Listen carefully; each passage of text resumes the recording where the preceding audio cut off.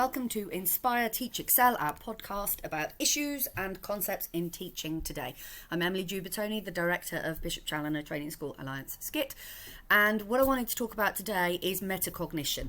Metacognition was on everybody's lips a few years ago. There's some great research summary out there by the EEF saying that if students are taught to do metacognitive strategies really well, they will make 7 months more progress than they would if you didn't address that learning need.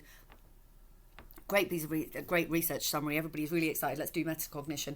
But I think what has happened is that metacognition is actually, it's a lot more complex than other strategies when you start to dig into it. It's not as simple as make sure that you start your lesson with a retrieval practice starter where you're recapping learning from last lesson.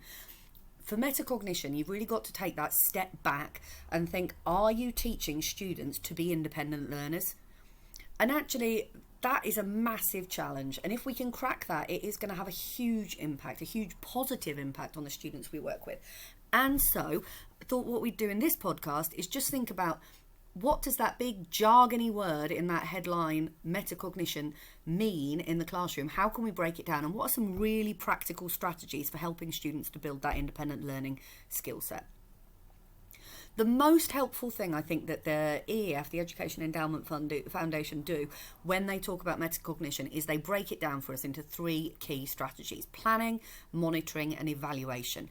And as expert teachers in the subject, one of the things that can be a little bit tricky is we're already doing those things without thinking about them, because when you become an expert in something, you already know how to plan, how to monitor whether you're on track, whether you're doing a good job, how do you evaluate when you get to the end. And what we've got to try and do is break down for our students and make it really obvious to them, how do you do those things? So modelling is going to be absolutely crucial in this. So the first thing to think about is planning. And in your subject, you've got to think, what does planning look like? And how can you break that down for the students? And then it's just that you're following kind of normal direct instruction procedures. So you've got to show what the steps are in planning in your subject. And planning an answer in history versus planning an answer in music versus planning an answer in English will all be different. What are the steps? Explain why we do those steps. Demonstrate planning in your subject, model it, and as you're modelling it, make sure that you are saying, I'm doing this because. Give students a choice of planning techniques, show them examples of good plans, reward them for good planning. What you want students to be doing is independently choosing a planning strategy to use, putting it into practice and using it. And you need to teach that just like you would teach any of the kind of more concrete knowledge-based things in your subject. So when you're thinking about planning, are you telling the students exactly how to do it, giving them multiple ways to do it, modelling it, and then letting them practice do it? So far, so straightforward. The next metacognitive stage in a task is what your brain is doing while you are doing a task. And that's the monitoring stage. Subconsciously, as an expert in the subject, as you're writing or you're performing the kind of activity that you're kind of monitoring, you're going to be asking yourself these questions. Am I on track? Where am I going? What do I need to do next? Is there a problem there? Do I need to adjust? And all of those things are happening really below the level of conscious thought as an expert learner.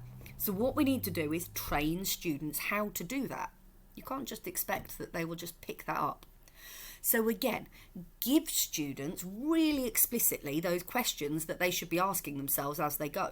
You could give them those questions as a checklist. Give them those kind of self-review questions as you go. Explicitly teach them some monitoring strategies. You might tell them this is how far you should be thinking, how much work you should be thinking of doing to help yourself keep on track. 5 minutes in, you should be here. 10 minutes in, you should be here. Implicitly, you know that as an expert. Does the student know it? Talk them through it. You might give them monitoring strategies where you're asking them, as you go through it, use this checklist of things that you should have thought about. If I'm teaching an A-level English lesson, one of my monitoring things that I'm doing is thinking, am I addressing all the assessment objectives? As I'm writing an essay, am I analysing language? Have I got a clear argument? Am I looking at the critical opinions? And am I talking about context? And I'm constantly monitoring that. Have I given the students that knowledge that they should be doing the same? Giving them a little checklist saying constantly those 4 things. Check, check, check, check. Are you doing it? Practice that pause, check, continue methodology that good experts in a subject do. Doing a bit of work and then just briefly pausing. Am I on track? Am I doing it? How am I assessing that? Teaching the students those strategies that work in your subject, and then encouraging them to be learning and articulate about those. So you might then also ask students, okay, you've just done the task. How did you monitor yourself while you were doing it? Can you tell me 3 things you did to check you were on track while you were monitoring your work? You don't need to talk to students about metacognition. You don't need to use that jargon, but you do need to encourage them to think about the thinking they did. Finally, at the end of a piece of work, an expert learner will evaluate how well they've done. And they won't just be evaluating the actual piece of work in terms of, did I do all right in that? They'll also be thinking, how does that help me in the future? As a teacher, you've got to make sure that students see the importance of this time for evaluation. I think we've all been there as learners being told, use the last 5 minutes to check your exam. Well, for what? How? What we should be doing is training students in that evaluation process for them to know, what does that mean? Model it. Show students when they've got a finished piece of work, how should they go back and evaluate it? What does that mean in your subject? What should they be checking for? Show students how to do it and then give them an opportunity to do it themselves.